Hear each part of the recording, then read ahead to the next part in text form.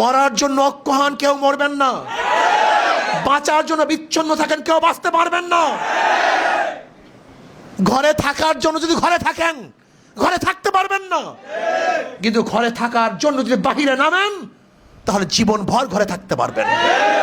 কিন্তু ঘরে থাকার জন্য যদি ঘরে থাকেন, আপনি দেখেন নাই ছাদের মধ্যেও নিরাপদ নয়, বারিন্দার মধ্যে নিরাপদ নয়, রুমের মধ্যে মানুষ নিরাপদ নয়। আমার টাকার গুলি দিয়ে আমার বুকের মধ্যে গুলি চালাবা, তোমার গুলি আর চালাতে দেওয়া হবে না ইনশাআল্লাহ। আবু সাইদ যদি বুক পাটতে পারে, সেই বুক তো আমাদের কাছেও আছে। আবু সাইদ যদি রক্ত দিতে পারে, সেই রক্ত আমাদের মাথাও আছে। যদি আবু সাইদ আজকে জীবন দিয়ে গর্বিত হতে পারে, তাহলে আমরা কেন জীবন দিয়ে গর্বিত হতে পারবো না? আজকে হাজারো মানুষ যদি জেলখানায় থাকতে পারে, মনে রাখতে হবে আমিও তাদের একটা পার্ট।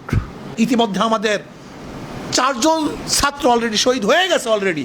এরা অলরেডি আল্লাহর ডাকে সাড়া দিয়ে চলে গেছে। আমরা ইনশাআল্লাহ শহীদ হব, কিন্তু মাঠ ছাড়বো না। রাজি আছেন ইনশাআল্লাহ? ভয় পাবেন না, ভয়ের কিছু নেই, ভয়ের কিছু নেই। হয়তো 2 দিন আগে 2 দিন পরে মৃত্যু একদিন বরণ করতেই হবে। 2 দিন আগে আমার ভাইয়ারা 2 দিন আগে চলে গেছে, আমরা হয়তো 2 দিন পরে যাব। এর মধ্যে পার্থক্য কিছু নেই। মরার জন্য ঐক্যহান কেউ মরবেন না, বাঁচার জন্য বিচ্ছিন্ন থাকেন কেউ বাঁচতে পারবেন না। ঘরে থাকার জন্য যদি ঘরে থাকেন ঘরে থাকতে পারবেন না, কিন্তু ঘরে থাকার জন্য যদি বাহিরে নামেন তাহলে জীবন ভর ঘরে থাকতে পারবেন। কিন্তু ঘরে থাকার জন্য যদি ঘরে থাকেন, আপনি দেখেন নাই ছাদের মধ্যেও নিরাপদ নয়, বারিন্দার মধ্যে নিরাপদ নয়, রুমের মধ্যে মানুষ নিরাপদ নয়। আমার টাকার গুলি দিয়ে আমার বুকের মধ্যে গুলি চালাবা, তোমার গুলি আর চালাতে দেওয়া হবে না ইনশাআল্লাহ। আজকে হাজারো মানুষকে অ্যারেস্ট করা হচ্ছে। ওরা আমাদের গ্রেফতারকৃত ভাইদেরকে মুক্তি দিবে না। আমার ভাইদেরকে আমাদেরকে মুক্তি করতে হবে, ওরা মুক্তি দিবে না।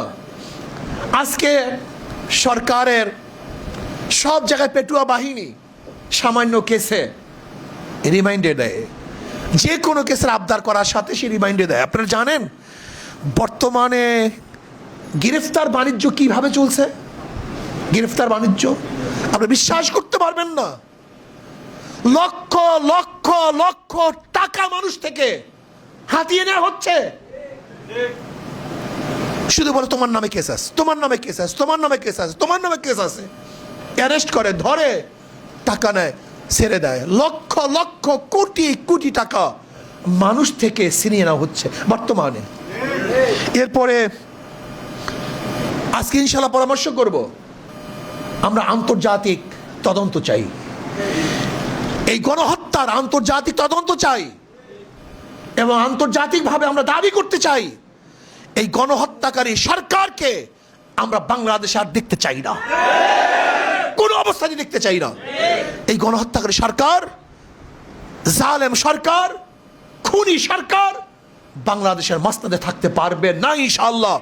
কি সবাই একমত ইনশাআল্লাহ?